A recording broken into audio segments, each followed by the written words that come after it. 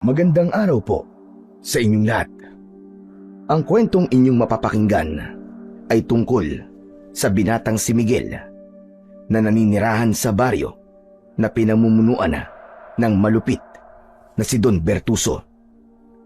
Nang bumuo si Miguel ng isang samahan laban kay Don Bertuso, ay nalaman yon ng mayamang lalaki.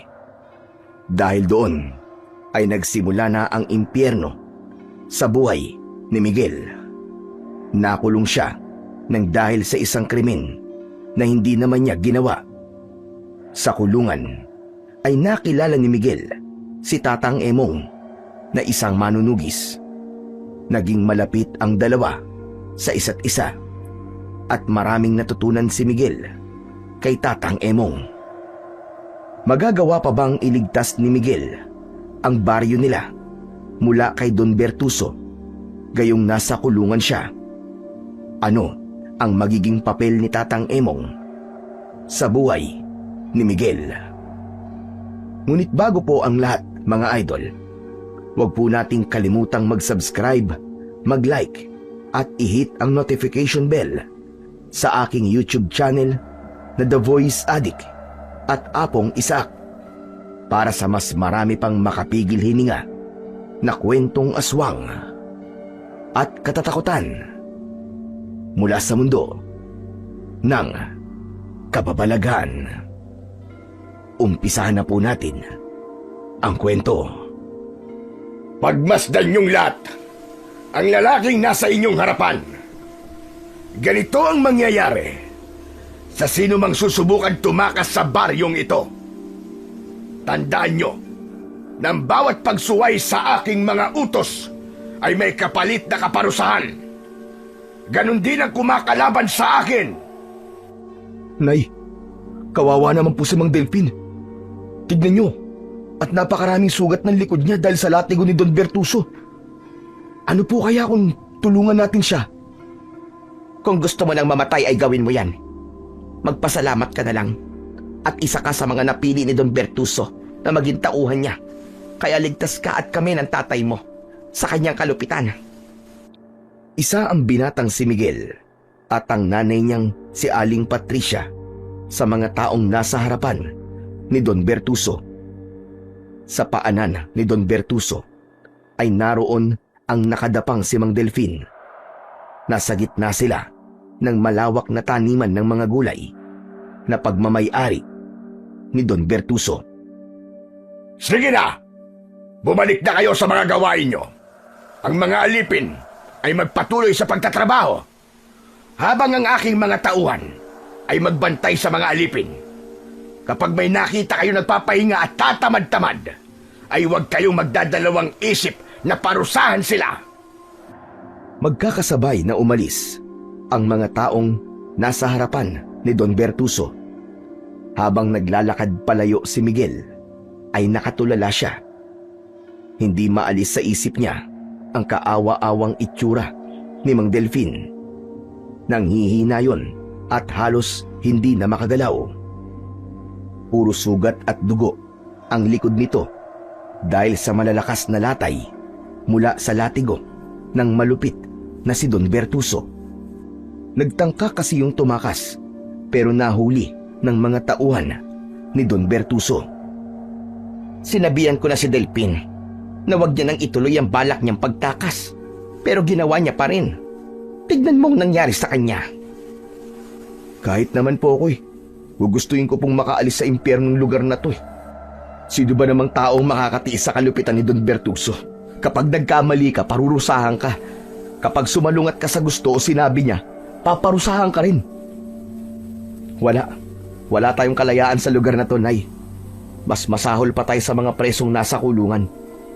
Lumalabas na si Don Bertuso na ang tumatayong Diyos sa baryong to. Manahimik ka nga, Miguel. Baka mamaya niyan may makarinig sa'yo. Nagkalat na mga tauhan ni Don Bertuso, kaya mag-iingat ka sa mga pananalita mo. Wala na tayong magagawa sa sitwasyon natin ngayon. Dahil simula nang mabili ni Don Bertuso ang lupa ng ating baryo, ay naging alipin at tauhan na niya tayong mga walang kakayahang umalis sa lugar na ito. Kaya kailangan nating sumunod kay Don Bertuso kung gusto mo pang humaba ang buhay natin. Malamang, kung hindi ako isa sa mga tauhan ni Don Bertuso, matagal na akong patay. Sigurado ko na isa ako sa lalaban sa kanya hanggang sa makalaya tayong lahat sa pamumuno niya. Tama na nga yan, Miguel. Matakot ka nga sa mga lumalabas sa bibig mo. Hay nako, uuwi na ako at kailangan ng uminom ng gamot ng tatay mo. Baka nakalimutan na naman niyang inumin ng gamot niya. Ikaw naman, magtrabaho ka. Magbantay ka sa mga alipin. Ipakita mo kay Don Bertuso na karapat dapat kang maging isa sa mga tauhan niya. O siya, sige na. Aalis na ako. Matapos yung sabihin ni Aling Patricia, ay nagmamadali na itong naglakad palayo kay Miguel. Hindi na iwasan ni Miguel ang malungkot nang maalala niya ang buhay nila bago dumating si Don Bertuso sa baryo nila. Normal ang buhay ng mga tao roon. Walang nagdidikta kung ano ang dapat nilang gawin. Pero nagbago ang lahat sa pagdating ng malupit na si Don Bertuso.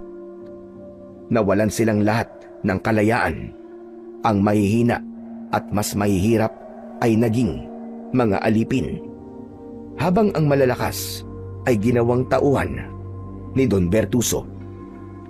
Alam ni Miguel na marami ang nais na makipagpalit sa pwesto niya sa baryong yun. Bilang isa siya sa mga tauhan ni Don Bertuso, ligtas siya sa pagtatrabaho mula umaga hanggang gabi sa taniman ni Don Bertuso. Hindi rin siya gaya ng mga alipin na walang sariling bahay. Lahat ng alipin ay ikinukulong sa mga kulungan na gawa sa kawayan kapag oras na ng pagtulog upang hindi makatakas ang mga yon. Lahat ng pamilya ng mga tauhan ay ligtas din sa pagmamalupit ni Don Bertuso. Yun ang nagsisilbing kapalit sa pagiging sunod-sunuran nila sa malupit nilang amo. Sa araw na yon ay isa si Miguel sa nagbabantay sa mga alipin na nagtatrabaho sa taniman ng mga gulay. Nakita niya si Mang Delfin na kahit nangihina at sugatan na, ay pilit pa rin nagtatrabaho. Nais niya sana yung tulungan, pero alam niya na siya ang mapapahamak kapag ginawa niya yon. Pagsapit ng alauna ng hapon, ay sandaling nagpahinga ang mga alipin para kumain. Habang kumakain ang mga alipin, ay nakabantay pa rin sina Miguel. Habang nakatayo si Miguel sa ilalim ng isang puno, ay lumapit sa kanya ang matalik niyang kaibigan na si Lando. Isa ito sa mga alipin. Oh, kumusta ka na, Miguel? Sarap talaga ng buhay mo ah. Patayo-tayo ka na lang habang kami nakabilad sa araw na parang mga bayawak. Ikaw talaga, Lando. Hindi ko naman ginusto na maging tauhan ni Don Bertuso eh. Saka, wala rin naman tayong pinagkaiba. Pare-parehas lang tayo na sunod-sunuran kay Don Bertuso. Pare-parehas nga tayong mga sunod-sunuran. Pero mas masarap pa rin ang buhay niyong mga tauhan. Tatayo lang kayo, magbabantay. Kapag may nakita kayo nagkamali o tatamad-tamad, sasaktan nyo. Sila lang yun, no? Kahit kailan ay hindi ako nanakit ng mga alipin. Alam mo, natutol ako sa karasan. Kung may magagawa nga lang ako para matapos sa tong paghihirap natin eh, ginawa ko na noon pa. Kung ako nga lang ang masusunod, ayoko nang maging tauhan ni Don Bertuso eh. Ganun ba? Eh kung gusto mo, palit na lang tayo ng posisyon eh. Ikaw na ang maging alipin at ako na magiging tauhan. Ano, gusto ba?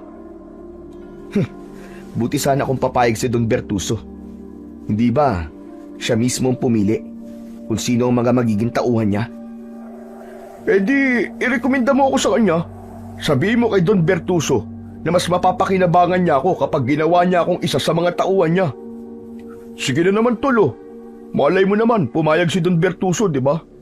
Ayaw mo ba nun? Parehas sa tayong tauhan. Ligtas na ako sa parusa. Pero Tol, hindi madali ang hinihiling mo eh. Hindi ako malapit kay Don Bertuso. Hindi ako gaya ng ibang tauhan niya na parang linta kung makasipsip sa kanya. Bakit kasi hindi ka magpalangis sa kanya. Ipakita mo na tapat ka talaga sa kanya para kapag may gusto ka ay madali mo makukuha, di ba?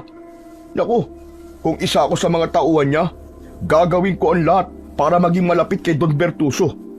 Alam mo naman dito sa baryo natin, kapag may tiwala si Don Bertuso sa'yo, maganda panigurado magiging buhay mo kumpara sa iba. Kaya nga, gusto ko talaga maging isa sa mga tauhan niya eh. Hayaan mo, Lando. Kapag nagkaroon ng pagkakataon, ay sasabihin ko kay Don Bertuso yung sinabi mo sa akin. Pero hindi ko may papangako na kukunin ka niya bilang isa sa mga tauhan niya. Yan! Yan ang gusto kong marinig sa'yo. Salamat pare ah. O paano? Babalik na ako sa pagtatrabaho at baka mamaya maparusahan mo pa ako eh. Nakangiting tumango si Miguel kay Lando. Nang umalis si Lando sa tabi niya, ay nalungkot siya dahil napakalaki na ng pinagbago ng paraan ng pag-iisip ng kaibigan. Hindi na ito gaya ng dating Lando na masayahin at palaban. Alam niya na karamihan ng mga tao sa baryo nila ay binago ng takot ng mga ito kay Don Bertuso. Aminado kasi silang lahat na sa sandaling suwayin nila si Don Bertuso at paalisin sila sa lugar na yon ay wala na silang ibang mapupuntahan. Gabi na nang umuwi si Miguel sa maliit nilang kubo. Nakita niya ang kanyang ama na nakaupo sa papag habang nakatingin sa kawalan. Ang nanay naman niya ay nasa isang sulok at may tinatahi na damit. Nagmano si Miguel sa mga magulang niya. Saka siya umupo sa tabi ng tatay niyang si Arnulfo. Sige na, kumain ka na dyan. Pritong galunggong ang ulam natin. Mamaya na po, Nay. Hindi pa naman po ako nagugutom. Nay, kumusta na po pala si tatay? Nagsalita na po ba siya? Hindi pa. Saka wag ka nang umasang magsasalita pa ang tatay mo. Hindi na yun mangyayari lalo na hindi siya natitignan ng doktor. Kausapin ko po kaya si Don Bertuso at sabihin ko po na baka pwedeng dali natin sa ospital si tatay. Ano ka mo? Nagpapatawa ka ba, Miguel? Sa tingin mo ba ipapayag si Don Bertuso? Pero sige, sabihin na natin pumayag siya. Saan naman tayo kukuha ng pera na pambayad sa therapy ng tatay mo? Sige nga. Pero Nay, hahayaan na lang po ba natin na ganyan po si tatay? Sa ngayon ay wala tayong magagawa, kundi ang tiisin ang kalagayan ng tatay mo. Magtiis na lang tayo sa halamang gamot na sinabi ng albularyo. Malay mo, doon siya gumaling. Saka ang mahalaga ay buhay siya kahit hindi siya nagsasalita. Naaawang tinignan ni Miguel ang kanyang ama. Simula kasi nang mamatay ang lolo niya, na tatay ng tatay niya, ay hindi na ito nagsalita. Namatay ang lolo ni Miguel dahil ito ang namuno sa mga rebelde na nag-aklas kay Don Bertuso. Mismong sa harap ni Arnulfo, pinatay ni Don Bertuso ang lolo ni Miguel. Kaya naiintindihan ni Miguel kung bakit tila nawala sa sarili ang tatay niya at hindi na ito nagsalita. Kahit sinong anak ay labis na magigimbal kapag nasaksihan ito ang pagpatay sa tatay nito. Sa bawat araw na lumilipas ay saksi si Miguel sa paghihirap ng mga alipin. Bago pa tuluyang sumikat ang araw, ay isa siya sa nagbubukas ng mga kulungan ng mga alipin. Nakikita niya kung paanong nahihirapan ang mga yon na humiga sa malamig na lupa. Kahit wala pang laman ang tiyan, ay nagsisimula ng magtrabaho ang mga yon. Minsan, saksi rin siya sa pananakit na ginagawa ni Don Bertuso sa mga alipin na nagkakamali. May mga pagkakataon din na kahit wala namang nagawang mali ang isang alipin, ay sinasaktan pa rin ni Don Bertuso. Isang umaga, habang nagbabantay sa mga alipin sa taniman ng gulay, ay nakita ni Miguel na hinahampas ng yantok ng isang tauhan si Mang Delfin. Halos malugmok na ang kaawa-awang matanda. Hindi na nakatiis si Miguel. Nilapitan niya ang lalaking tauhan at pinigilan niya ito. Ayon sa tauhan, ay nahuli nitong nakaupo lang si Mang Delfin. Kaya nito yon sinaktan. Ano ka ba naman? Intindihin mo na lang si Mang Delfin. Alam mo naman na naparusahan siya ni Don Bertuso nung isang araw, di ba? Tignan mo nga oh. At sariwa pa ang mga sugat niya. Tapos dadagdagan mo pa. Siguro naman may tatay at lolo ka. Maawa ka naman sa kanya. Sige na, ako nang bahala dito. Umalis na ang lalaking tauhan. Inalalayan ni Miguel si Mang Delfin sa pagtayo at dinala niya ang matanda sa lilim ng isang malaking puno. Pinainom niya ito ng tubig. Matapos uminom ng tubig ni Mang Delfin, ay bumalik na ito sa pagtatrabaho. Pinigilan ito ni Miguel at aniya ay magpahinga na lang ito. Pero natatakot si Mang Delfin na may ibang tauhan na makakita rito at muli itong saktan. Nagulat si Miguel nang lumapit sa kanya si Aling Patricia. May dala itong mga damit na bagong laba. Labandera kasi ang nanay niya sa mansyon ni Don Bertuso. Miguel anak, anong ginagawa mo? Bakit po? Ay nako, huwag ka na nga magmaang-maangan. Nakita ko na tinulungan mo si Mang Delfin. Nay, naawa lang po ako sa kanya. Wala namang pumali sa ginawa ko Sa labas ng lugar na ito, tama ang ginawa mo. Pero sa mata ng lahat ng nandito, lalo na kay Don Bertuso, ay isang malaking pagkakamali yun, Miguel. Hindi ka ba talaga nag-iisip? Paano kung may magsumbong kay Don Bertuso? Anong gagawin mo? Sige nga. Tandaan mo, kapag nagalit sa iyo si Don Bertuso, hindi lang ikaw ang mapapahamak, kundi pati rin kami ng tatay mo. Gusto mo bang mula sa pagiging tauhan ay maging alipin ka? Gusto mo bang maranasan ang mga nararanasan ng mga alipin? Pasensya na po, Nay. Hindi ko po kasi kayang walang gawin kapag may nakikita po ako nahihirapan. Hindi ko po kayang magbulag-bulagan sa hindi tamang nangyayari sa lugar na to. At anong gagawin mo? Magiging rebelde ka?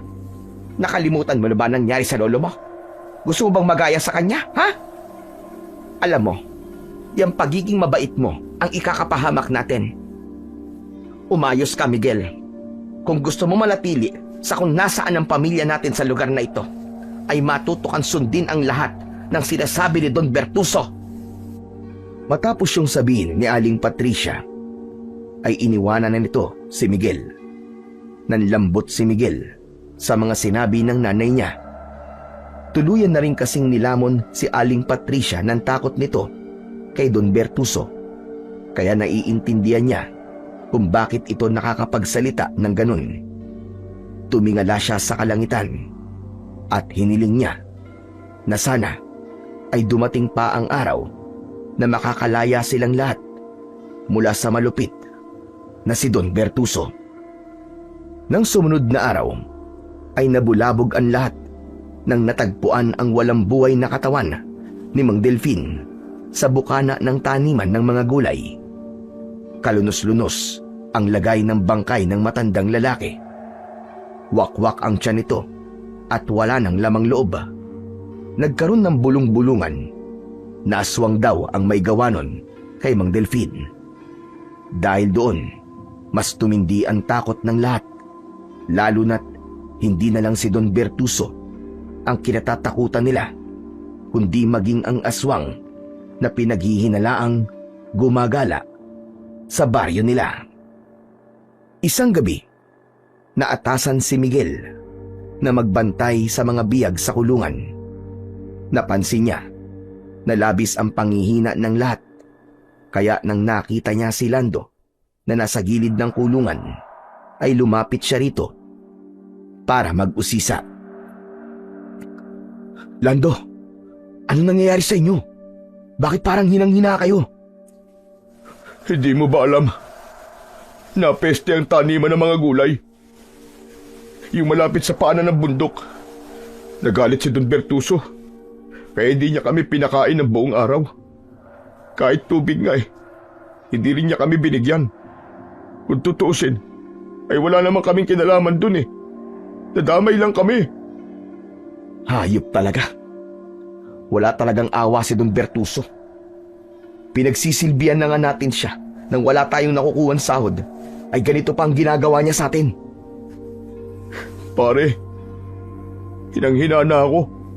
Baka naman pwede mo kaming tulungan. Kahit tubig lang sana para kahit papano ay may laman ang aming sikmura ngayong gabi. Sige, huwag kang mag-alala. Gagawa ko ng paraan. Ikukuha ko kayo ng tubig. Nagtungo si Miguel sa likod na bahagi ng mansyon ni Don Bertuso.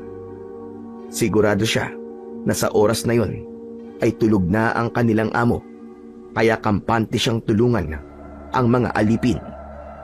Kumuha siya ng isang timba at pinuno niya yon ng tubig mula sa poso. Wala siyang nakitang baso, kaya tabo na lamang ang inilagay niya sa timba.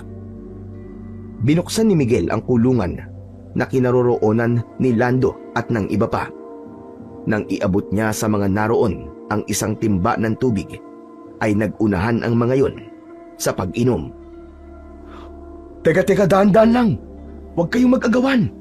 Marami pang tubig sa poso.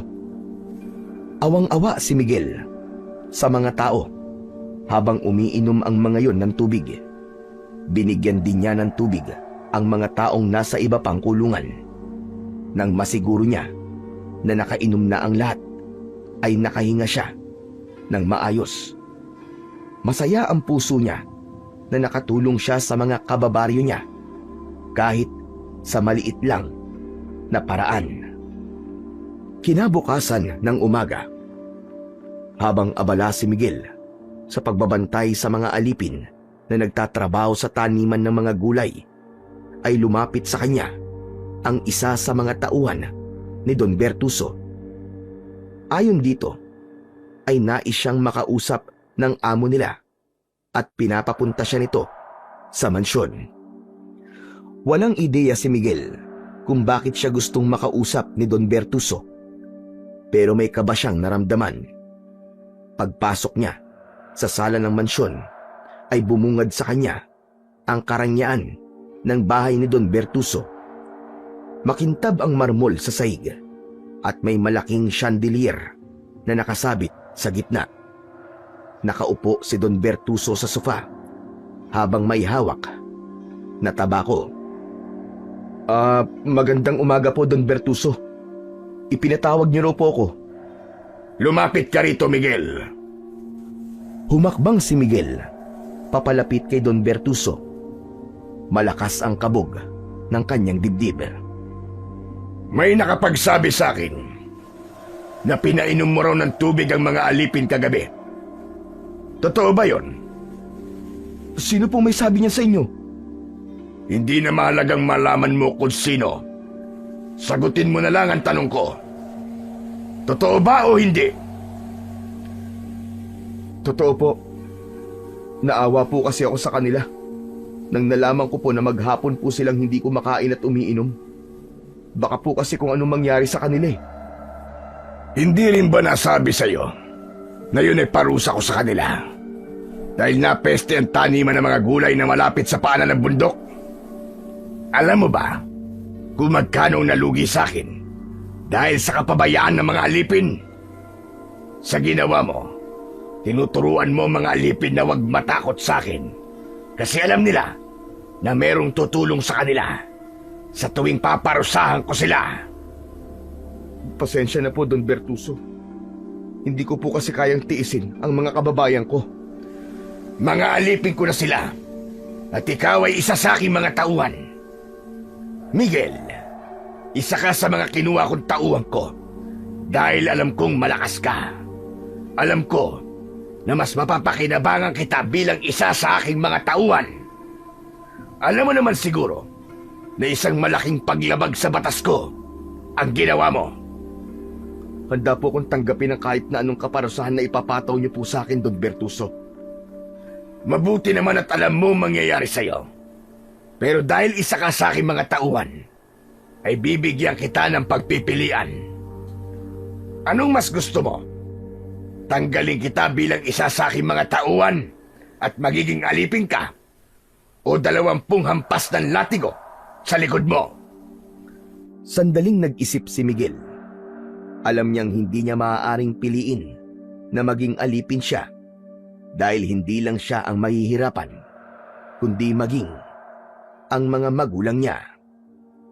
Naghihintay ako ng sagot mo, Miguel. Bilisan mo, dahil kapag nainip ako, ay ako na ang pipili para sa'yo. 20 hampas na lang po ng latigo. Yun po pinipili kong kaparusahan. Tumango-tango si Don Bertuso. Tinawag nito ang isa sa mga kasambahay at inutusan nito yon na kunin ang latigo sa kwarto nito. Sunod na tinawag ni Don Bertuso ang 2 nitong tauhan at dinala ng mga yon si Miguel sa labas ng mansyon.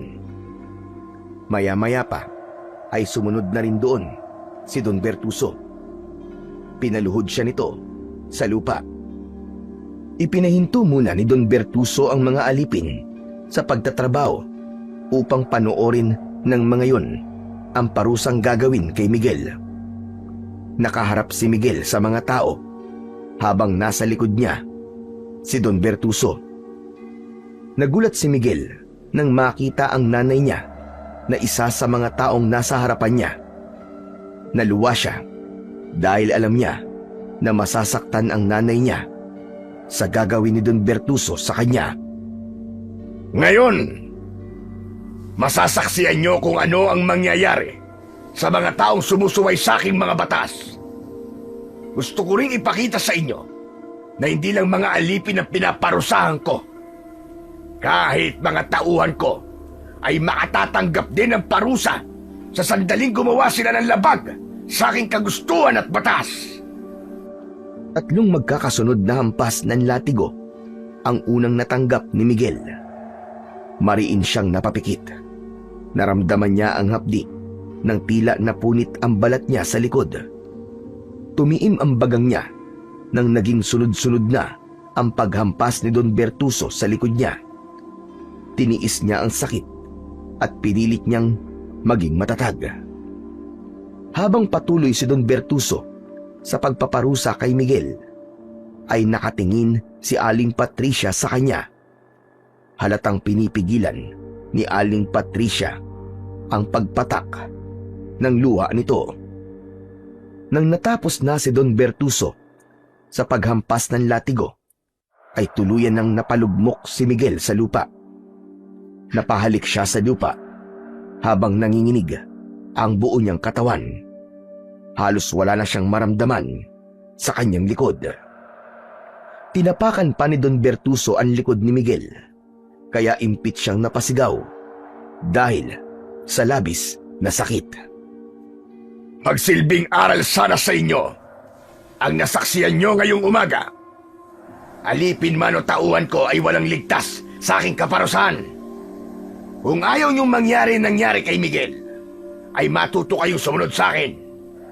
Tandaan nyo na nandito kayo para pagsilbihan ako kapalit ng pananatili nyo sa aking lupain. Sige na, bumalik na kayo sa inyong mga gawain. Sabay-sabay na umalis ang mga taong nasa harapan ni Miguel. Bumalik na si Don Bertuso sa mansyon nito. Naiwan doon si Patricia na nangingilid ang luha habang naaawang nakatingin kay Miguel. Lalapit sana si Patricia pero mabilis na itinaas ni Miguel ang isa niyang kamay. Wag po kayong lumapit. Huwag niyo po akong tulungan dahil baka madamay po kayo, Nay. Ayos lang po ako. Huwag po kayong mag-alala sa akin. Umiim ang bagang ni Aling Patricia at wala na yung nagawa kundi ang umalis. Nang maiwang mag-isa si Miguel, ay sa kanya pinilit na tumayo. Alam niyang kahit sugatan siya, ay kailangan pa rin niyang magtrabaho. Sa kabila ng parusang natanggap niya, ay wala siyang pinagsisisihan sa ginawa niya dahil mas mahalaga sa kanya na nagawa niyang tulungan ang mga alipin. Kinagabihan, pag-uwi ni Miguel sa bahay nila, ay sinalubong siya ng nanay niya na galit na galit. Sa kabila ng galit nito, ay pinili pa rin itong linisan at gamutin ang mga sugat ni Miguel sa likod. Ano ba kasing ginawa mo? At pinarusahan ka ni Don Bertuso? Binigyan ko po kasi ng tubig kagabi ang mga alipin. Naawa po kasi ako sa kanila kasi maghapon po silang hindi kumain at uminom ng tubig. Nakita mo na? Yang pagiging maawain mo, ang pagiging mabait mo, ang magpapahamak sa'yo. Diyos ko naman, anak. Napakalalim ng mga sugat mo, tignan mo. Siguro naman, ay magtatanda ka na ngayon. Wala po akong pinagsisisihan sa ginawa ko, Nay. Masaya po ako na natulungan ko ang mga kababaryo natin. Mas magsisisi po ako kung hindi ko po sila binigyan ng tubig. Diyos ko naman, Miguel. Hindi ko na alam kung anong sasabihin ko sa iyo. Para mapagtanto mo na si Don Bertuso ang Diyos sa lugar na ito at wala tayong magagawa kundi ang sundin siya. Diyos? Hindi siya Diyos, Nay. Nagdiyos-Diyosan siya. Inaakala niya na siya ang Diyos dito sa baryo natin dahil binigyan natin siya ng ganoong kapangyarihan. Pero kung matututo lang po tayong lumaban, malalaman ni Don Bertuso kung saan siya dapat nakalagay. Anong ibig mo sabihin, Miguel? Lalabanan mo si Don Bertuso? Tumigil ka sa naiisip mong yan, ha? Kung gusto pang mabuhay. Nakalimutan mo na ba nangyari sa lolo mo? Ilang beses ko man sasabihin sa iyo yun? Nang dahil sa paglaban niya kay Don Bertuso, ay namatay siya. Miguel, anak, nag-iisa kitang anak. Aawa ka naman sa akin kung mauuna ka pang mamatay sa akin. Hindi ko pinangarap na maglibing ng anak. Pero hindi po ibig sabihin ay magagaya po ako kay Lolo, Nay. Gusto niyo po ba na ganito na lang po tayo habang buhay? Yung bang para tayong mga hayop na nakakulong sa baryong ito? Hindi na tayo makalabas dito. Sa tingin mo ba, ay gusto ko ang ganitong buhay? Ayoko ng ganito, Miguel. Pero alam ko na wala na tayong pag-asa para baguhin ang ating kapalaran. Matagal ko nang tinanggap na habang buhay na tayong nasa ilalim ng pamumuno ni Don Bertuso. Mas pinili na lamang ni Miguel ang tumahimik dahil alam niya na kahit na anong sabihin niya ay hindi na magbabago ang opinyon ng kanyang ina. Ngunit sa isip niya ay naglalaro ang isang bagay na matagal niya nang nais gawin. At yun ay ang ipagpatuloy ang nasimulan ng kanyang namatay na lolo. Nang dahil sa parusang natanggap niya, ay nagkaroon siya ng kagustuhan na pabagsakin ang malupit na si Don Bertuso. Sa mga sumunod na araw, ay dumami pa ang mga natatagpo ang bangkay sa baryo. Lahat ay pinatay sa kalunos-lunos na paraan. Wala nang lamang loob ang mga bangkay at halos inubos ang dugo sa buong katawan. Patuloy na natakot ang mga tao na may aswang na gumagala, pero para kay Miguel ay kagagawan yun ni Don Bertuso. Kung ano ang dahilan nito, kung bakit nito pinapatay ang mga tao, ay hindi niya alam. Gaya ng planong naisip ni Miguel, ay kinausap niya ang mga dating kasapi ng grupo ng mga rebelde na pinamumunuan noon ng kanyang lolo. Sinabi niya sa mga yon na handa siyang mamuno upang simulan ang pag-aaklas laban kay Don Bertuso. May ilan na umayaw, pero meron ding sumang-ayon kay Miguel at isa na roon ang kaibigan niya na si Lando. Tuwing may pagkakataon ay nagpupulong sila ng palihim upang pagplanuhan ang pagpapabagsak na gagawin nila kay Don Bertuso. Isang tanghali, habang kumakain ng pananghalian, ay nagtipon-tipon sina Miguel kasama ang ilan sa mga kasapi ng mga rebelde laban kay Don Bertuso. Hindi na natin kailangan patagalin ang ating paghihirap. Oras na para kumilos tayo, para makalaya na tayo sa kalupitan ni Don Bertuso. May naisip ka na ba magandang plano, Miguel? Meron.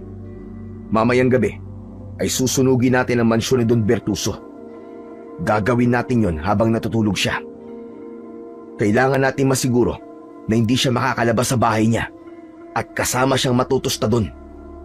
Wala nang ibang paraan para matapos ang pang-aalipin niya sa atin, kundi ang kamatayan niya. Pero baka makulong tayo kapag ginawa natin yan. Madali lang palabasin na aksidente ang sunog. Tandaan nyo, kamatayan lang ni Don Bertuso ang tanging makapagpapalaya sa ating lahat. Ipinaalam ni Miguel ang iba pang detalye at kanyang plano.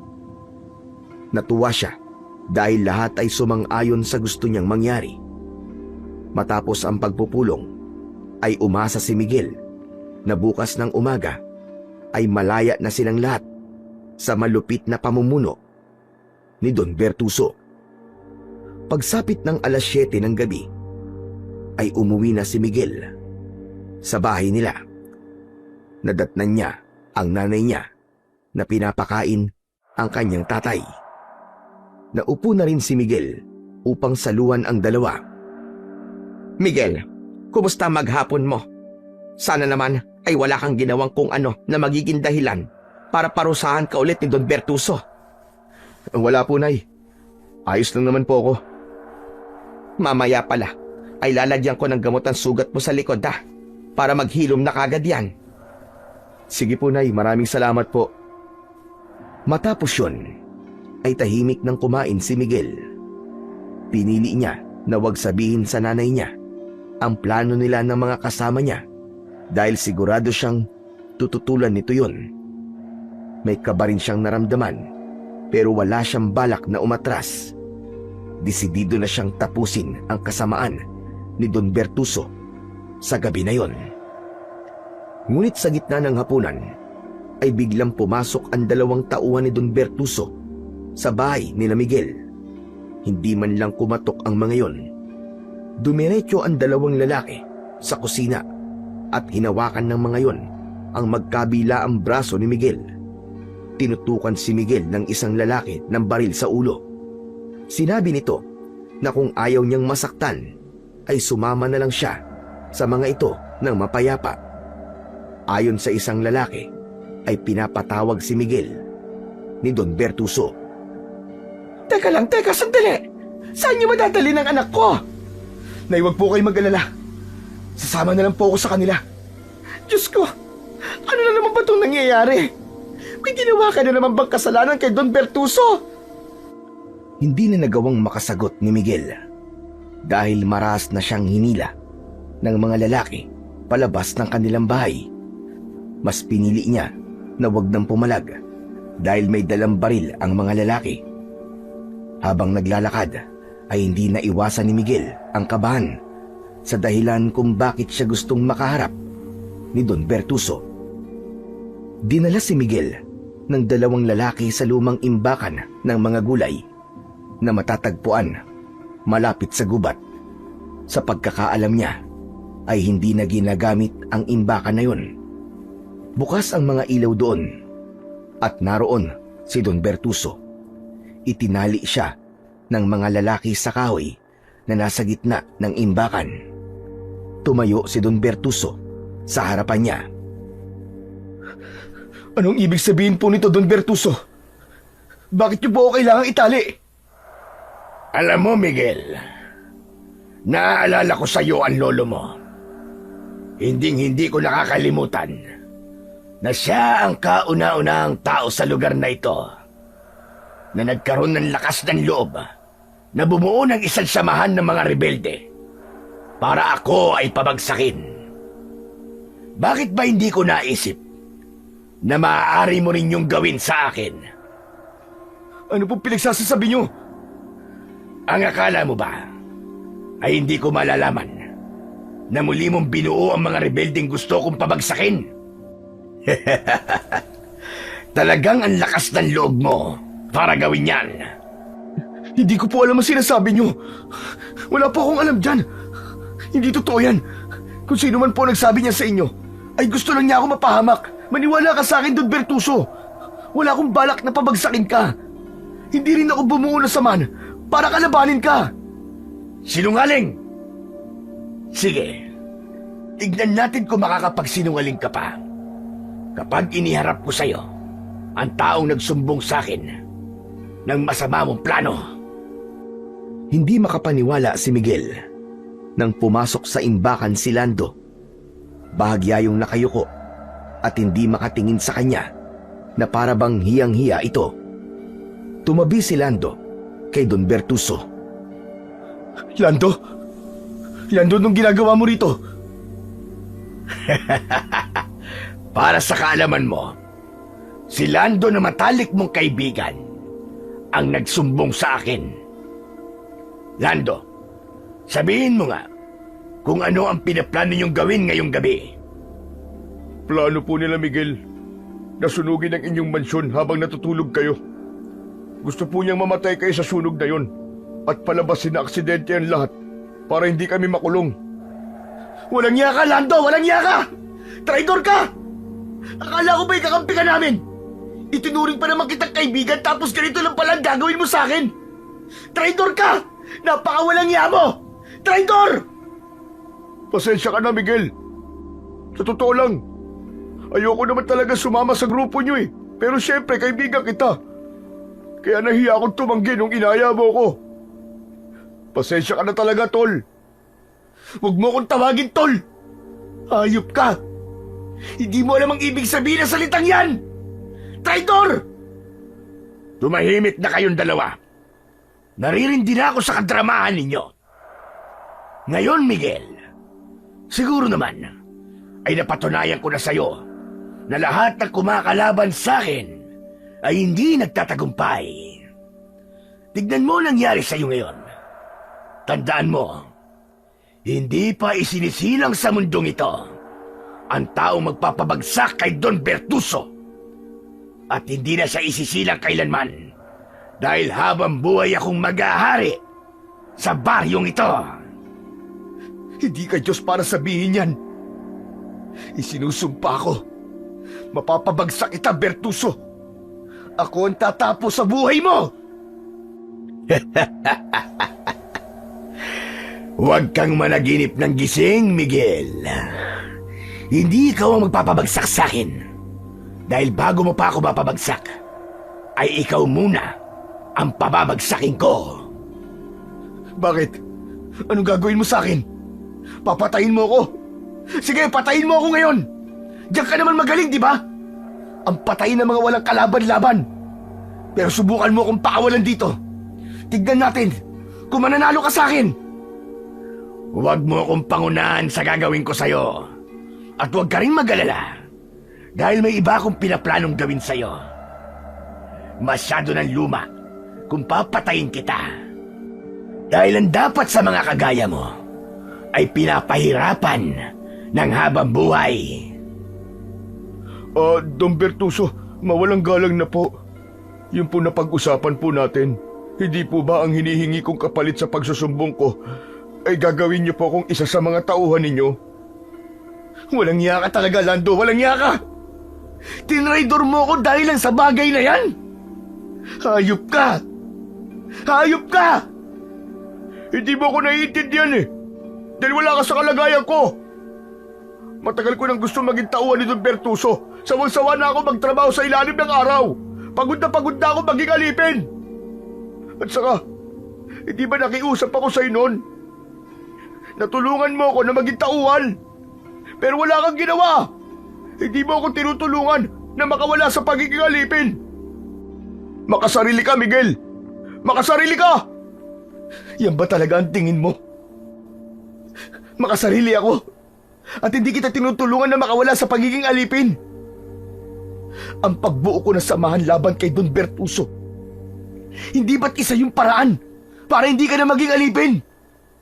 Hindi lang ikaw, kundi ang lahat ng tao dito sa baryo natin. Hindi lang tayo makakawala sa pagiging alipin, kundi makakalaya na rin tayo sa kalupitan ni Don Bertuso. Pero dahil sa pagtatraidor mong hayop ka, ay malabo nang mangyari yun. Natigalgal si Lando sa sinabing yun ni Miguel. Tila doon lang nito naunawaan ang lahat kung bakit muling binuo ni Miguel ang kilusan na lalaban kay Don Bertuso. Tumahimik na kayo! Napakadrama niyong dalawa. At ikaw naman, Lando. Maraming salamat sa iyong katapatan sa akin. Ang mga kagaya mo ay dapat na binibigyan ng gantimpala. Isang nakakalokong ngisi ang pinakawalan ni Don Bertuso. Mula sa gilid ng pantalon nito ay hinugot nito ang isang baril. Itinutok nito ang baril sa dibdib ni Lando at sa kanito yon pinaputok. Walang buhay na bumagsak si Lando habang si Miguel ay labis na namigla sa bilis ng pangyayari. Ano ko, ugok? Hindi ko dapat pinagkakatiwalaan ng isang taong magawang traidorin ang kanyang kaibigan. Dahil paniguradong tatraidorin mo rin ako. Ano, Miguel? Nagulat ka ba? Huwag kang magalala. Dahil nag-uumpisa pa lamang ako. Sige, ipasok na ang isa pang sorpresa para kay Miguel. Laking gulat ni Miguel nang ipasok ng dalawa pang lalaki ang tatay niya. Nakatulala lang si Arnulfo na parabang hindi nito alam ang nangyayari. Hayop ka! Hayop ka, Bertuso! Huwag mong idamay ang tatay ko! Hayop ka! Hindi siya kasama sa mga rebelde! Hindi nga. Pero parte siya ng parusa ko sa'yo. Tignan natin kung hindi mo pagsisiyan ang pagtatraidor mo sa akin. 2 bala ng baril ang tumama sa dibdib ni Arnulfo. Nang bitiwan ito ng 2 lalaki, ay bumagsak ito. Malakas na napasigaw sa labis na galit si Miguel. Gusto niyang isipin na panaginip lamang ang lahat. Ngunit alam niya na yun ang realidad. Hayop ka! Hayop ka, Bertuso! Papatayin kita! Papatayin kita! Ganyan nga, Miguel. Ganyan nga. Magalit ka ng gusto. Gusto ko ay masiraan ka ng katinuan. Habang nagwawala si Miguel, ay lumapit si Don Bertuso sa kanya. Malakas nitong pinukpok ang ulo niya gamit ang hawak nitong baril. Sa lakas ng paghampas nito ay nanlabo ang paningin ni Miguel hanggang sa tuluyan na siyang nawalan ng ulirat. Hindi alam ni Miguel kung gaano siya katagal na nakatulog. Ngunit nang magising siya, ay nasa loob na siya ng isang sasakyan. Nakaupo siya at nakaposas ang kanyang mga kamay. Bumukas ang pinto sa tabi niya at isang pulis ang akmang papasok. Mabilis na lumabas si Miguel sa sasakyan at binangga niya ang pulis. Agad naman siyang hinawakan ng mga pulis at pilit na ibinalik sa loob ng sasakyan. Doon niya nakita ang mga taong nakatingin sa kanya. Naroon din si Don Bertuso na tila isang demonyo habang nakangiti. Anong ibig sabihin ito? Bakit niyo ako inuhuli? Anong ibig sabihin ito? Miguel, Miguel, Miguel. Magmamaang-maangan ka pa rin ba, ha, Miguel? Ipapaalala ko lang sa'yo na pinatay mo ang tatay at kaibigan mo. Kung ano man ang dahilan mo, ay sa korte ka na magpaliwanag. Walang iya ka! Hindi ako pumatay sa kanila! Ikaw! Ikaw ang pumatay sa tatay ko at kay Lando! Wala akong dahilan para gawin yun sa kanila! Papatayin kita! Papatayin kita, Don Bertuso! Oh, tignan nyo, nakita nyo na! Pati ako'y pinagbabantaan niya. Ilayo nyo na ang kriminal na yan sa lugar na ito! Sige na! Magsasalita pa sana si Miguel nang biglang lumapit si Aling Patricia at pilit nitong inalis ang pagkakahawak ng mga pulis kay Miguel. Bitiwan niyo ang anak ko! Hindi siya kriminal! Bitiwan niyo siya! Kung ayaw mong pati ikaw ay hulihin ng mga pulis, ay huwag ka nang makialam, Patricia. Alam kong mahirap para sa'yo na tanggapin na sarili mong anak ang pumatay sa iyong asawa. Pero wala tayong magagawa. Kailangan makulong ni Miguel. Yun ang batas. Ang ganyang karumal-dumal na krimen ay hindi ko pinapayagan sa aking lugar. Kung meron man dapat makulong dito ay ikaw yun, Bertuso. Hayop ka, demonyo ka. Sisiguraduhin ko na pagsisisihan mo lahat ng kawalangyaan mo. Magsisisi ka dahil hinayaan mo pa ako mabuhay. Babalikan kita. Babalikan kita! Parang awa nyo na. Huwag niyong hulihin ang anak ko. Inosente siya. Nagmamakaawa ako sa inyo. Nay, hayaan nyo na lang sila na hulihin ako. Huwag po kayong mag-alala. Dahil babalikan ko po kayo. Ipangako niyo po sa akin na magpapakatatag po kayo. Umiiyak na umiling si Aling Patricia. Baka sa mukha nito ang pagtutol sa sinabing yun ni Miguel. Hinayaan na lamang ni Miguel na hulihin siya ng mga pulis. Hindi na siya nanlaban dahil napagtanto niyang mas lalo lamang hindi magiging maganda ang sitwasyon kapag nagpumiglas pa siya. Nang umandar na ang sasakyan ng mga pulis, ay tinignan ni Miguel ang lugar nila. Nangako siya sa kanyang sarili na hindi yun ang huling beses na makikita niya ang baryo nila. Isinumpa niya na magbabalik siya roon at sisiguraduhin na niya ang pagbagsak ni Don Bertuso. Labag man sa kalooban, ay tinanggap na lamang ni Miguel ang kanyang mapait na kapalaran. Sandali lang na nagkaroon ng imbestigasyon at agad na siyang nahatulan ng pagkakakulong sa kasalanang hindi niya ginawa. Napakasakit para sa kanya na iniisip ng mga tao sa lugar nila na siya ang kumitil sa buhay ng sarili niyang tatay at kaibigan. Ngunit naniniwala siya na darating ang panahon na malilinis din niya ang kanyang pangalan. Dinala si Miguel sa isang malayong kulungan. Unang araw pa lang niya sa kulungan ay may hindi na kagad magandang nangyari. Nagkamali kasi siya ng higaan na napili dahil pwesto na pala yun ng kinatatakutang preso na si Bogart. Pinugbog siya ng mga tagasunod ni Bogart at wala siyang nagawa dahil mag-isa lang siya.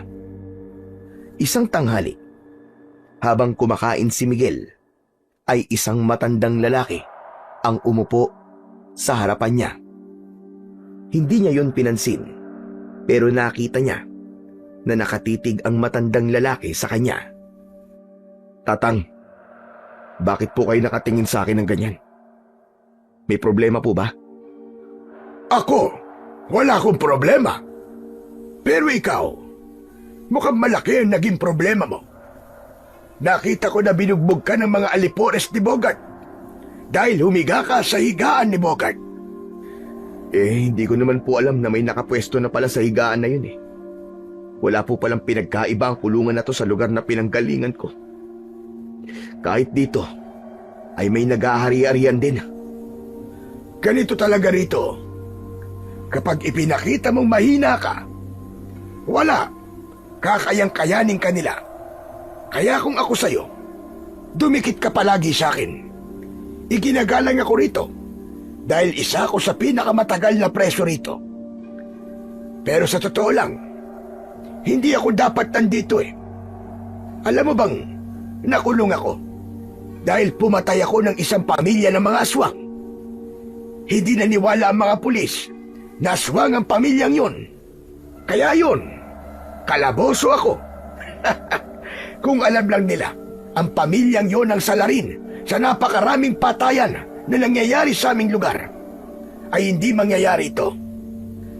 Kahit naman po ako hindi maniniwala sa aswang na sinasabi niyo.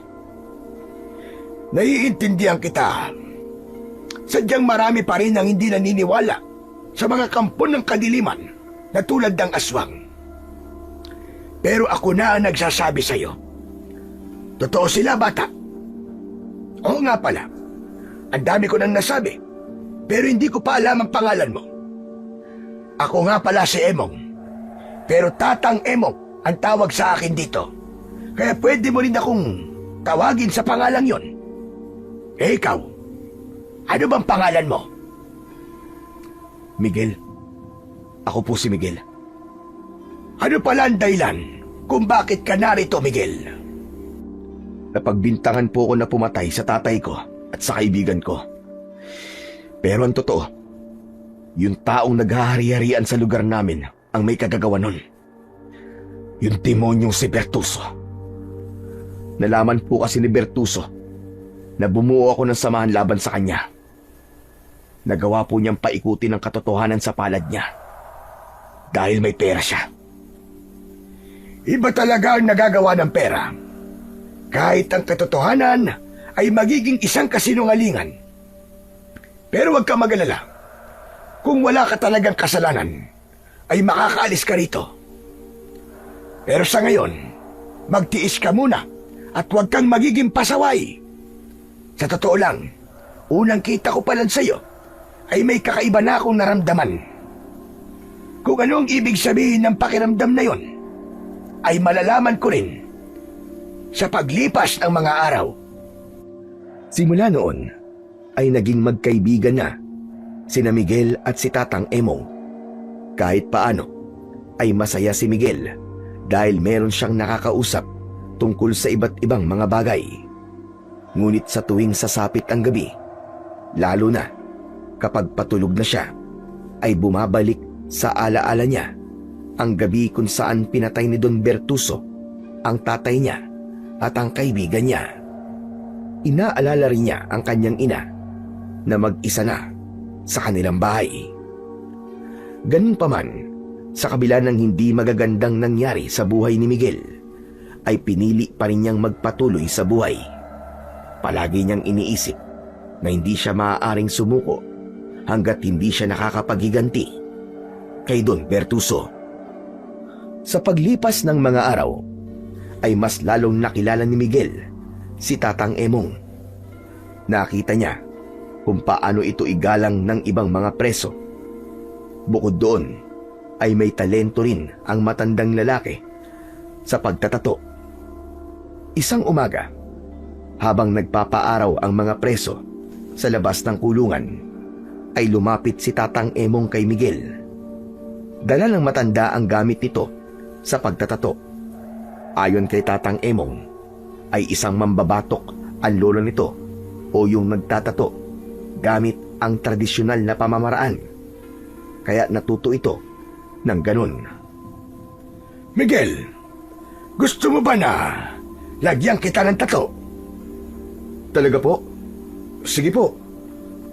Sa totoo lang matagal ko na pong gusto magpatato Kaya lang, wala naman po akong naiisip na magandang disenyo. Kung gusto mo, ako na lang ang mag-iisip ng ilalagay kong tato sa iyo. Saan mo ba gustong magkaroon ng tato? Dito na lang po, sa kaliwang dibdib ko. Basta wag pong bastos ang ilalagay nyo, ha? Huwag kang mag-alala. Akong bahala sa'yo. Sigurado ko na magugustuhan mo ang tato na ilalagay ko sa'yo. Sinimulan na ni Tatang Emong ang paglalagay ng tato sa kaliwang dibdib ni Miguel. Habang abala ang matandang lalaki, ay naisipan niya na kausapin ito. Tatang Emong, totoo po ba yung sinabi niyo sa akin dati na pumatay kayo ng isang pamilya ng mga aswang? Totoo yun.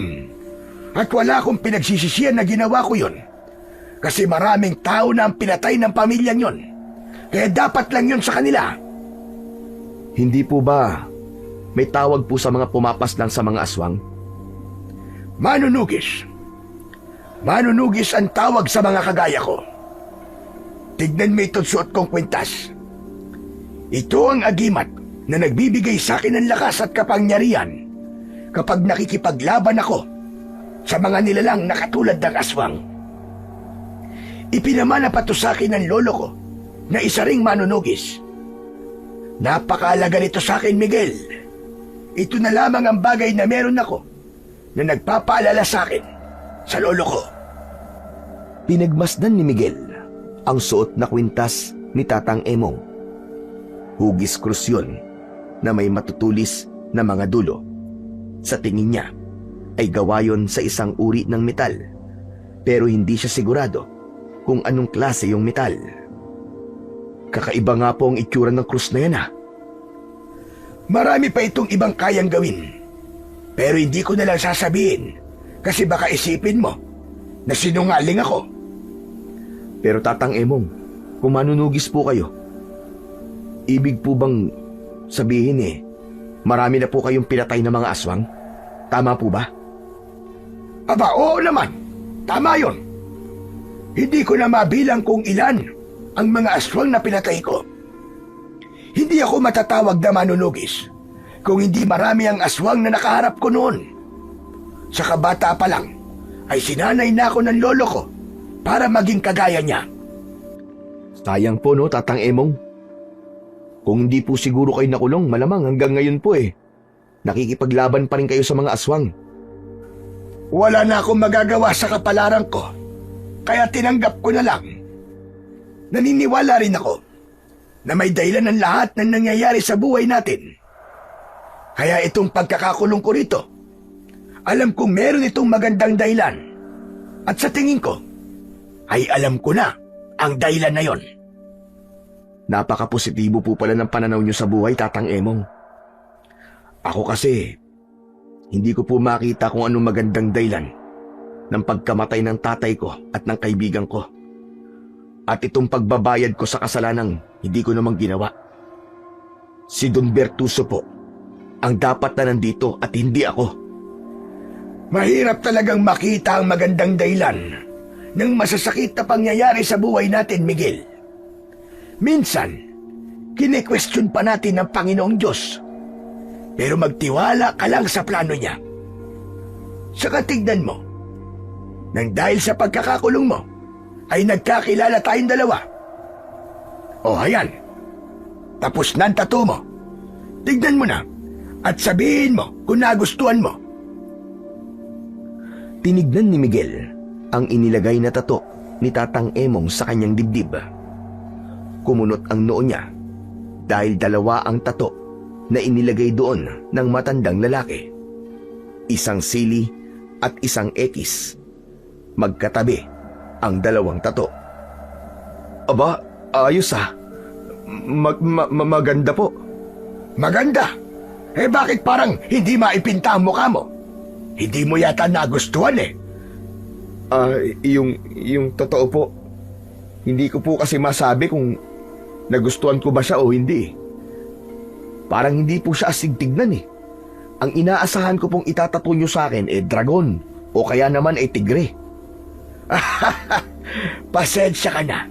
Hindi ko na kasi kayang gumawa ng mga komplikadong disenyo dahil matanda na ako. Nanginginig na ang mga kamay ko. Kaya simpleng tattoo na lang ang inilagay ko sa'yo. Ayos lang po. Ang cute nga po nitong tattoo nyo sa akin Pero bakit po pala sili at X ang nilagay niyong tattoo sa akin? Ang totoo, Miguel, ay merong ibig sabihin ng mga yan. Pero saka ko nasasabihin sa'yo. Sa tamang panahon. Bakit hindi niyo pa po sabihin sa akin ngayon, Tatang? Pasuspense pa po kayo Hindi po ako makakatulog nito sa kakaisip kung ano po bang ibig sabihin ng tattoo na to. Basta, saka ko nasasabihin sa'yo. Huwag ka nang makulit dahil hindi pa ito ang oras para sagutin ko ang tanong mo na yan.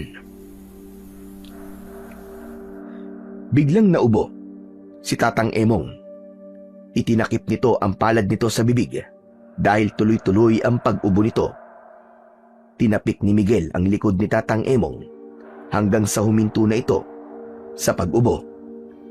Nang alisin ng matanda ang kamay sa bibig nito, ay nagimbal si Miguel nang nakita niyang may bahid ng dugo ang palad nito. Tatang, bakit po may dugo ang kamay niyo? Wala ito. Napalakas lang ang ubo ko. Kaya nasugatan siguro ang lalamunan ko. Pero parang hindi po normal ang dami ng dugo na yan Tatang, may sakit po ba kayo? Ano ba sakit ang sinasabi mo? Nakita mo na napakalakas ko pa. Kaya paano ako magkakasakit? Sige nga, sabihin mo. Malay ko po bang may sakit pala kayo tapos hindi niyo po sinasabi sa akin? Wala akong sakit, Miguel. Huwag na nga kung ano-ano pa ang iniisip mo. Malakas na tumawa si Tatang Emong, pero ramdam ni Miguel na peke ang tawang yon. Hindi na iwasang mag-alala ni Miguel para kay Tatang Emong dahil tila meron itong itinatago sa kanya pagdating sa lagay ng kalusugan nito.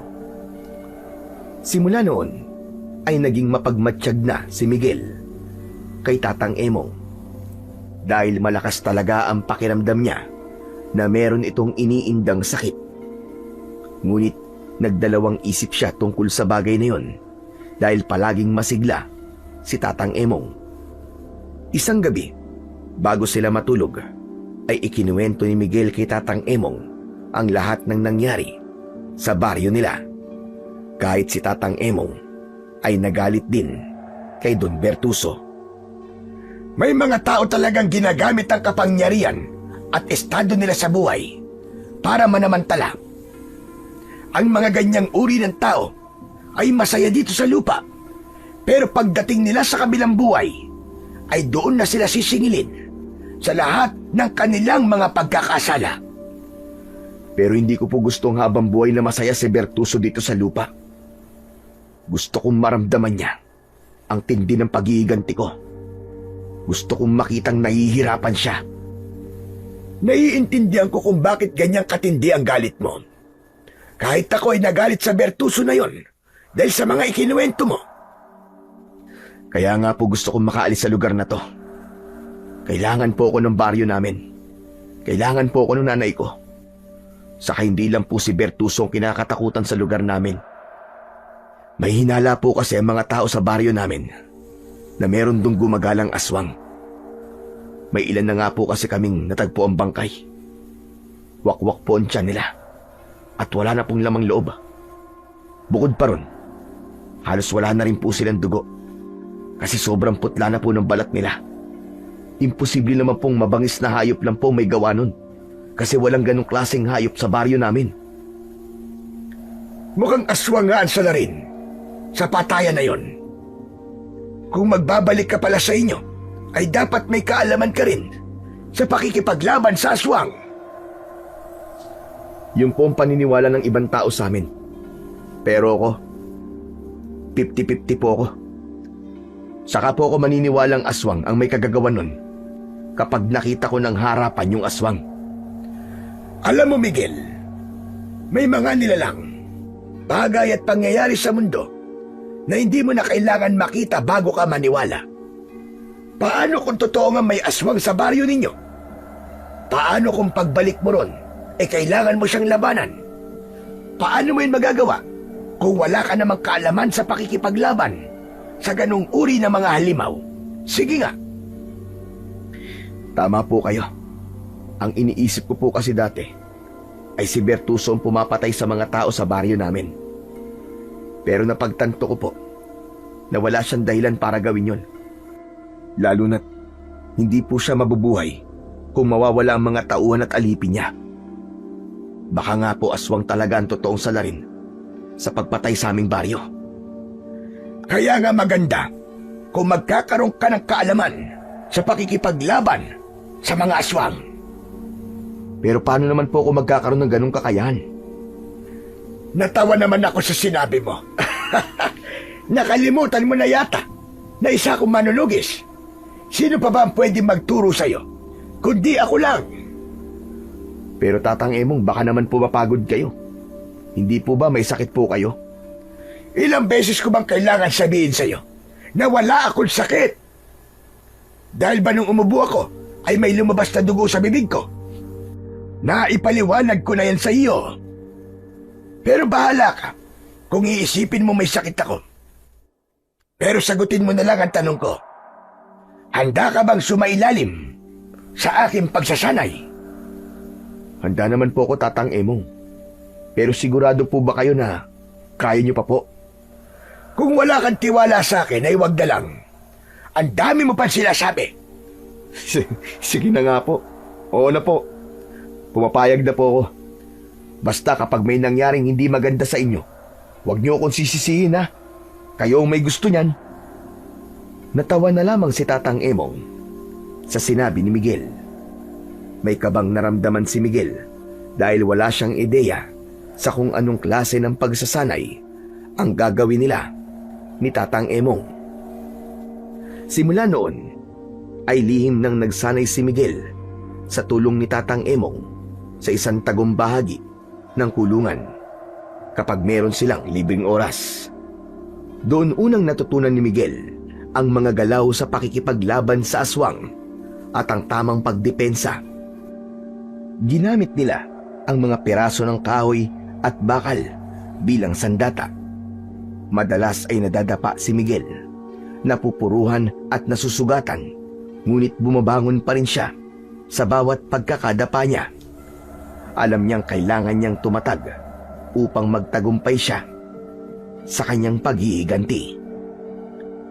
Hindi lamang lakas ng katawan ang pinanday ni Tatang Emong kay Miguel, kundi maging ang tatag ng kanyang katawan. Tinuruan siya ni Tatang Emong kung paano kontrolin ang takot niya at kung paano manatiling kalmado kahit nakaharap sa panganib. Habang lumilipas ang mga araw, naramdaman ni Miguel na unti-unti siyang lumalakas at doon niya napagtanto na napakalaki ng naitutulong sa kanya ng pagsasanay ni Tatang Emong sa kanya. Isang hapon, matapos ang matinding pagsasanay, ay habol ni Miguel ang kanyang paghinga. Nilapitan siya ni Tatang Emong at tinapik nito ang balikat niya. Mahusay, Miguel. Mahusay. Labis mo kong pinahanga dahil napakabilis mong matuto. 1 linggo pa lamang tayo nagsasanay, pero nakikita ko na ang napakalaking pagbabago sa iyo. Magaling po kasi kayo magturo. Maraming salamat po, Tatang Emong. Kasi hindi niyo lang po ako tinuruan sa pakikipaglaban, kundi pinatatag niyo rin po ang aking katawan. Ginawa ko yan dahil walang silbi ang husay mo sa pakikipaglaban kung mahina naman ang iyong katawan. Mas malaki ang tsansa mong magwagi sa kahit na anong laban kung matatag ang iyong pangangatawan. Ngayong handa ka na, ay may isang bagay akong ibibigay sa iyo na sigurado ko na magagamit mo. Nagulat si Miguel nang hubarin ni Tatang Emong ang agimat nito. Mas lalong nagulat si Miguel dahil isinuot yun ni Tatang Emong sa leeg niya. Isang papel din ang hinugot ng matanda mula sa bulsa ng pantalon nito at ibinigay nito yun kay Miguel.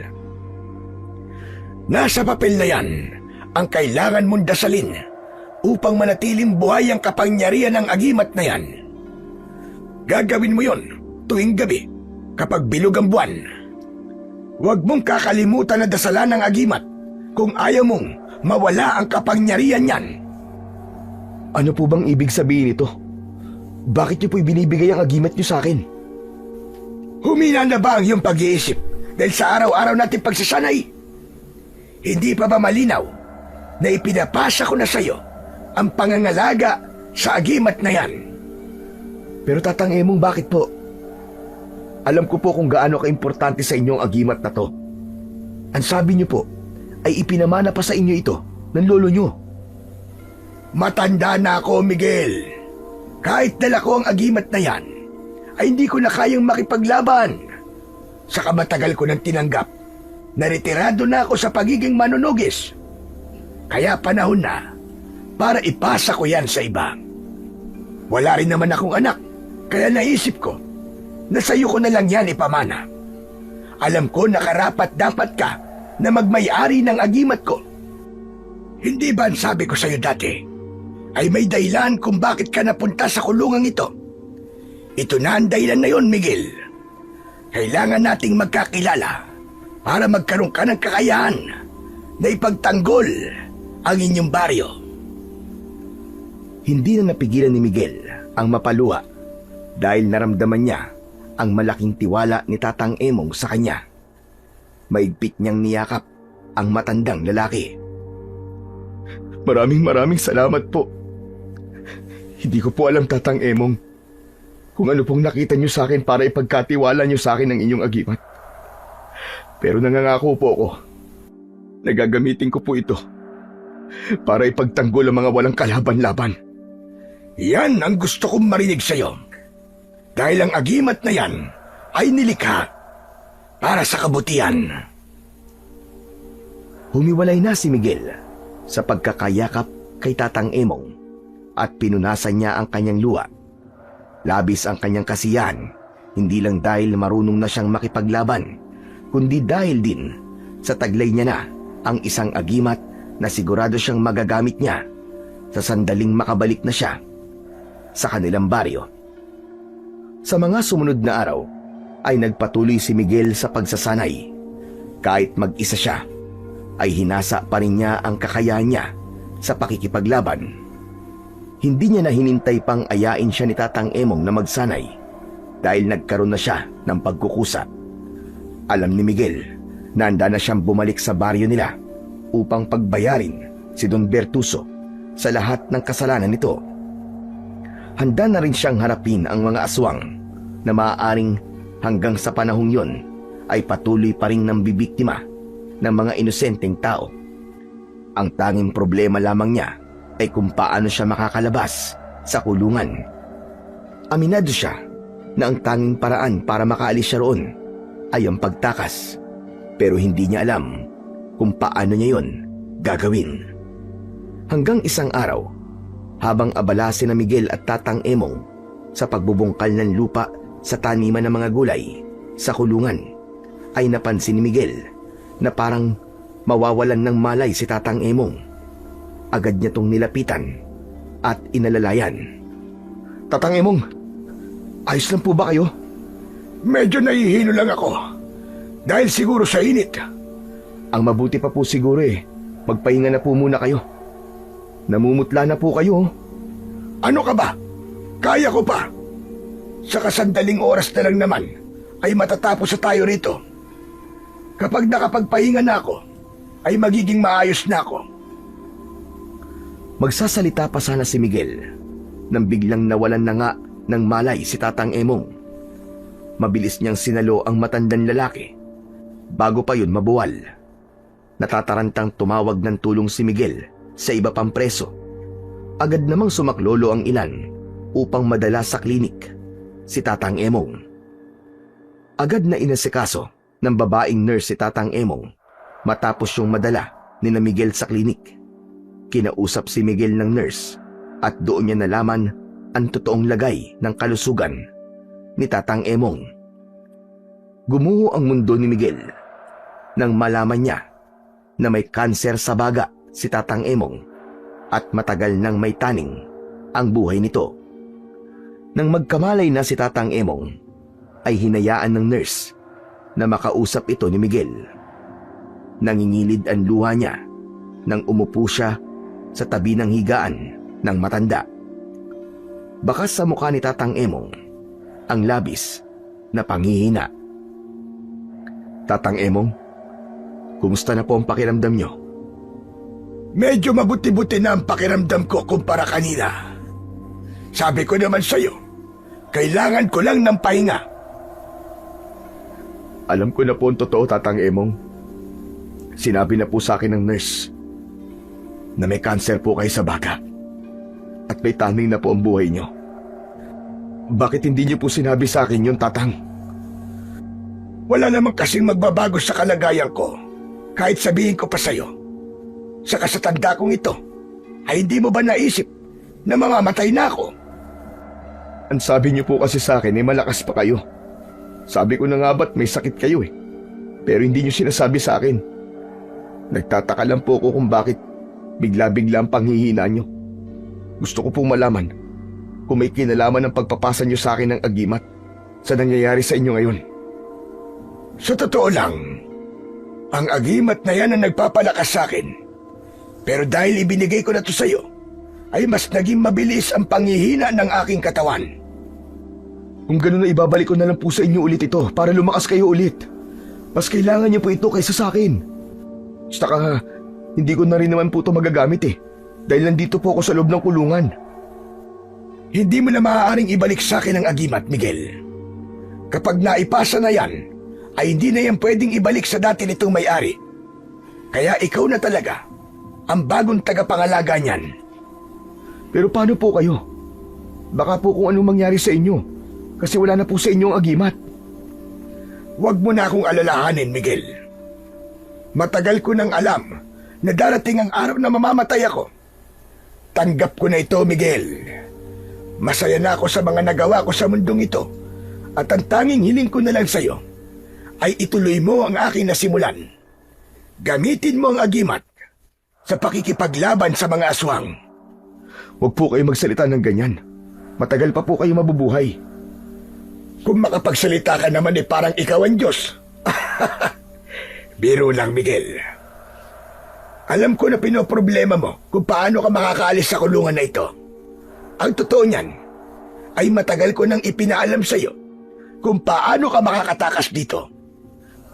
Wala naman po ako natatandaan na may sinabi po kayo kung paano ako makakaalis sa kulungan Siguro naman ay naaalala mo ang dalawang bagay na itinatuko sa dibdib mo. Yung sili at ekis.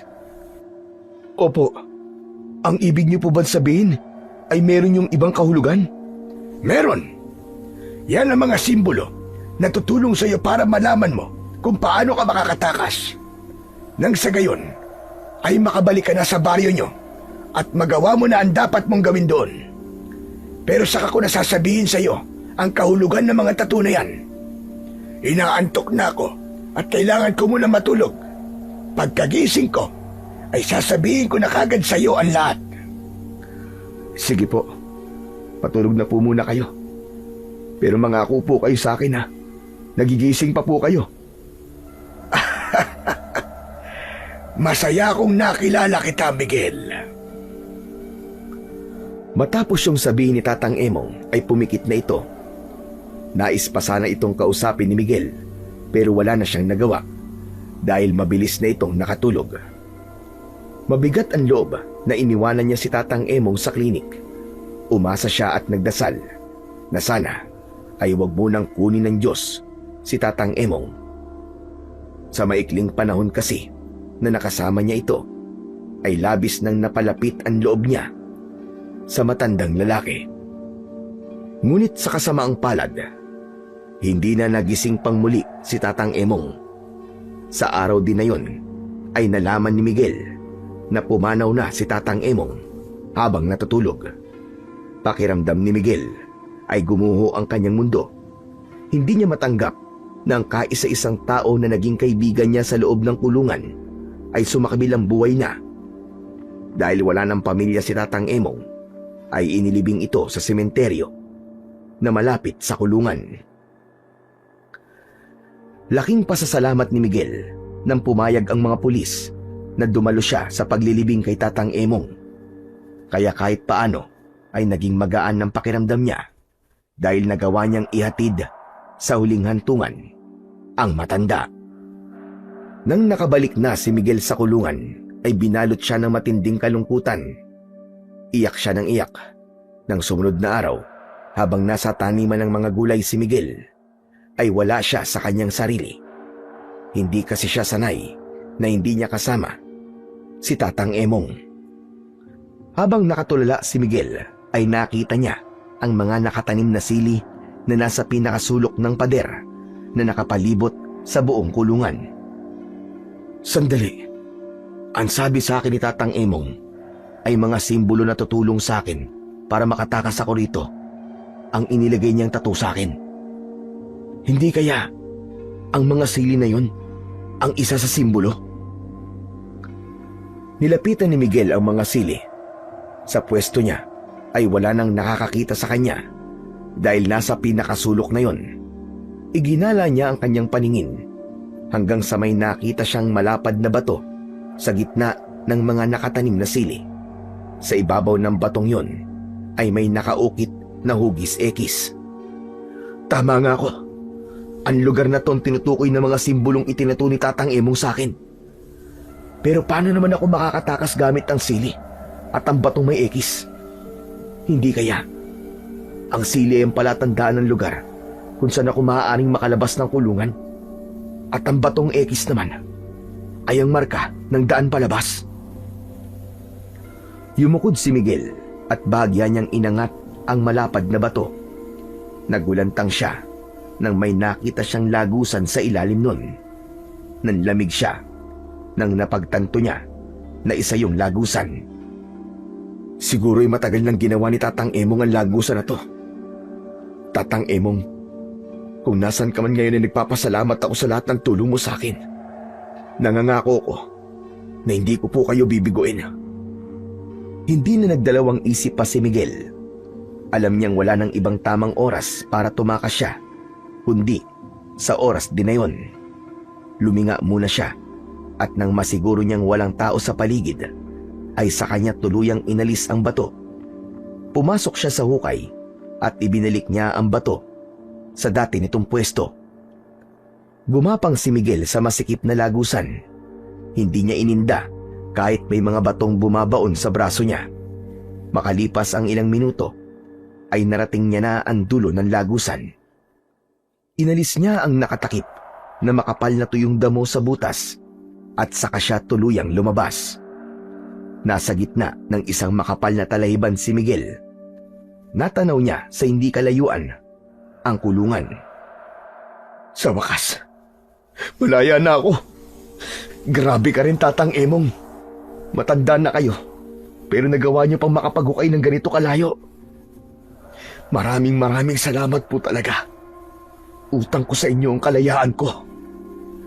Hindi na nag-aksaya ng oras si Miguel at mabilis na siyang tumakbo palayo sa kulungan. Tinaak niya ang makakapal na talahiban. Sa dulo ng talahiban ay isang kalsada ang tumambad sa kanya. Hinubad niya ang kanyang damit na uniforme ng mga preso dahil sigurado siya na kapag may ibang taong nakakita na suot niya yun, ay matatakot sa kanya. Matyagang naghintay si Miguel sa tabi ng kalsada. Hindi nagtagal, ay isang jeep na may kargang mga gulay ang nakita niyang paparating.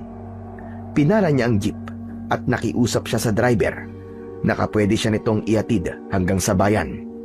Tamang-tama naman na doon papunta ang jeep, kaya pumayag ang driver sa pakiusap ni Miguel. Pagdating sa bayan, ay gumawa si Miguel ng paraan upang mas mapalapit siya sa baryo nila. Isang may-ari ng pribadong kotse ang naawa sa kanya at inihatid siya nun sa baryo kung saan malapit ang baryo ni Miguel. Habang papalapit na si Miguel sa kanilang baryo, ay unti-unti siyang nakakaramdam ng kaba. Hanggang sa ibinaba na si Miguel ng driver ng pribadong kotse. Matapos niyang magpasalamat, ay nagsimula na siyang maglakad patungo sa kanyang totoong destinasyon. Humanda ka sa akin, Bertuso. Nalalapit na ang paghaharap nating dalawa. At sisiguraduhin ko sa iyo na sa pagkakataong ito ay magtatagumpay na ako na pabagsakin ka. Nag-aagaw na ang liwanag at dilim nang makarating si Miguel sa mismong baryo nila. Nagtataka siya dahil wala siyang nakitang kahit isang tao na nasa labas. Dumaan siya sa gilid ng baryo hanggang sa nakarating na siya sa bahay nila. Pagpasok ni Miguel ay nagulat si Aling Patricia nang nakita siya. Diyos ko! Miguel anak, anong ginagawa mo rito? Nakalaya ka na ba? Hindi po, Nay. Tumakas po ako sa kulungan. Ano ka mo? Bakit mo ginawa yun? Diyos ko, mas lalo mo lamang pinapahamak ang sarili mo. Panigurado na sa mga oras na ito ay hinahanap ka na ng mga kapulisan. Kaya nga po kailangan ko na magmadali. Kailangan ko na pong gawin kagad ang dahilan kung bakit po ako bumalik dito. At yun ay ang pagbayarin si Bertuso sa kasamaan niya. Lalong-lalo na sa pagpatay niya kay tatay. Pero hindi ka na dapat nagbalik pa dito, Miguel. Bakit po? Hindi po ba kayo masaya na makita niyo ulit ako? Hindi sa ganun, anak. Pero simula na makulong ka, ay marami na nagbago sa baryong ito. Hindi lang sa baryo, kundi sa mga tao na nandito. Teka, ano po bang ibig niyo sabihin, Nay? Si Don Bertuso, hindi siya isang tao. Isa siyang malakas na uri ng aswang. Siya ang aswang na pumapatay sa mga tao nung nandito ka pa. At ang masama pa nito, balak niyang gawing pugad ng mga aswang ang baryo natin, anak.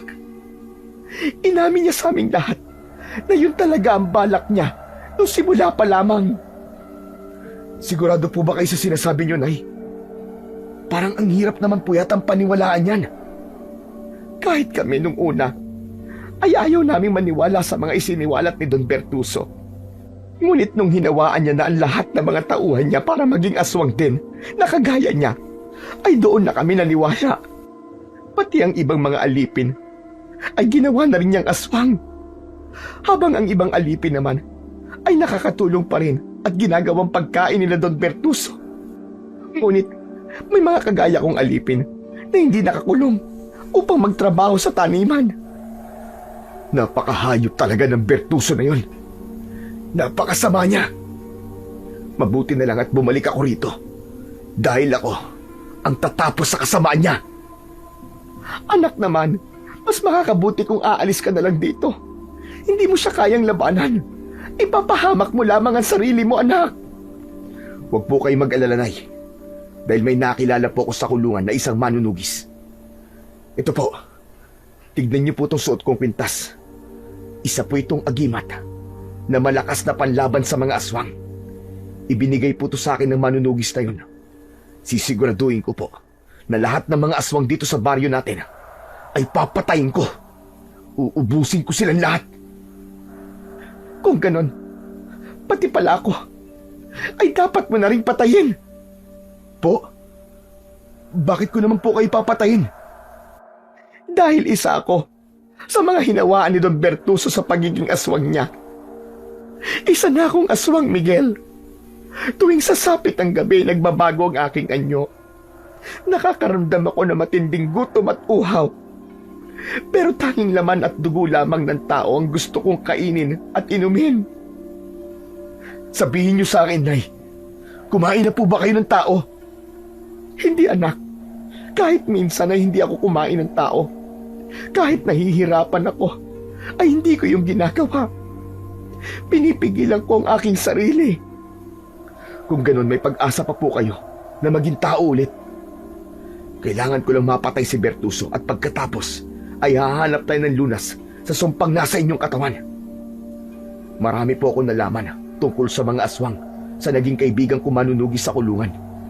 At isa sa mga natatandaan ko ay kapag hinawaan ng isang aswang ang isang tao, ay may pag-asa pa itong maging taong muli kung hindi pa siya kumakain ng tao. Kaya may pag-asa ka pa, Nay. Magtiwala lang po kayo sa akin. Mamayang gabi, sisiguraduhin ko na babagsak na si Bertuso. Itagahan niyo sa bato. Naluluwang tumango si Aling Patricia hanggang sa tuluyan na itong napagulgol. Maigpit na niyakap ni Miguel ang nanay niya upang pakalmahin ito. Tulungan mo ko, anak. Ayokong maging aswang habang buhay. Natatakot ako na baka dumating ang araw na hindi ko na mapigilan ang aking sarili at magawa ko na rin pumatay at kumain ng tao, gaya ng mga taong ginawang aswang ni Bertuso. Huwag kang mag-alala, Nay. Gagawin ko po ang lahat para maging normal ulit kayo. Magtiwala lang po kayo sa akin. May awa po ang Diyos. Nang sandaling yon, ay mas lalong tumindi ang kagustuhan ni Miguel na tapusin na ang kasamaan ni Don Bertuso at wala nang ibang paraan para mangyari yon, kundi ang patayin niya ito. Kahit papano, ay natuwa siya nang malaman niyang si Don Bertuso at ang aswang na kailangan niya ring patayin ay iisa lang. Ibig sabihin, isa lang ang kailangan niyang patayin para magwakas na ang dilubyong nangyayari sa kanilang baryo. Pagsapit ng 10:00 ng gabi, ay naglakad na si Miguel papunta sa mansyon ni Don Bertuso. Dala niya ang isang bagong hasang itak na siyang gagamitin niyang sandata sa pakikipaglaban. Nang nasa harap na siya ng malaking pinto ng mansyon, ay huminto siya at malakas na sumigaw. Bertuso! Lumabas ka, harapin mo ako! Tapusin na natin ang laban ngayong gabi! Hindi nagtagal ay lumabas si Don Bertuso. Nakasuot yon ng itim na roba. Nagulat si Don Bertuso pagkakita kay Miguel. Tinotoo mo nga ang sinabi mo, Miguel. Nagbalik ka na rito sa ating baryo. Maligayang pagbabalik. Kumusta ka na? Sabihin mo sa akin kung paano mo nagawang makalabas ng kulungan. Wala ako rito para makipagkumustahan sa'yo, demonyo ka. Nandito ako para tapusin ang paghahari mo.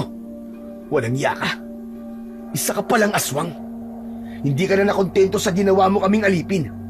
Talagang ginawa mo pang kagaya mo ang mga tao rito. Gusto ko kasing gawing kuta ng mga aswang ang baryong ito. Dito ko uumpisa ng lahat hanggang sa mapalawak ko ang aking paghahari sa iba pang baryo. Hindi na mangyayari yan. Dahil papatay na kita ngayon. Walang pagdadalawang isip na sinugod ni Miguel si Don Bertuso. Naramdaman niya ang kakaibang lakas at bilis na ibinigay sa kanya ng suot niyang agimat. Bago pa man siya makalapit kay Don Bertuso, ay nag-anyong aswang ito. Mas lumaki ang katawan nito. Sinalubong ng aswang si Miguel at napasigaw siya nang bumaon ang mga kuko nito sa dibdib niya. Bumagsak si Miguel pero agad siyang tumayo habang sapu-sapo ang dumudugo niyang sugat. Sa palagay mo ba ay magagawa mo pa akong patayin?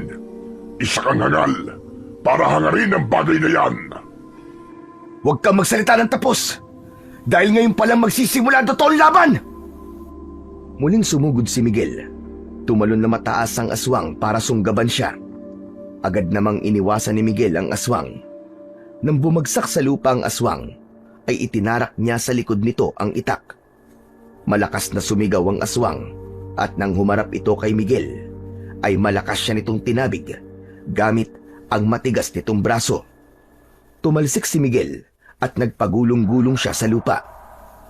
Mabilis na tumakbo ang aswang papunta kay Miguel. Tumalon ng aswang at lumapag yun sa ibabaw ni Miguel. Mariin na hinawakan ng aswang ang magkabilaang kamay ni Miguel upang hindi siya makagalaw. Kinalmot si Miguel ng aswang sa dibdib. Sumabit sa kuko ng aswang ang agimat at naputol ang tali nun. Tumalsik sa kung saan ang kwintas.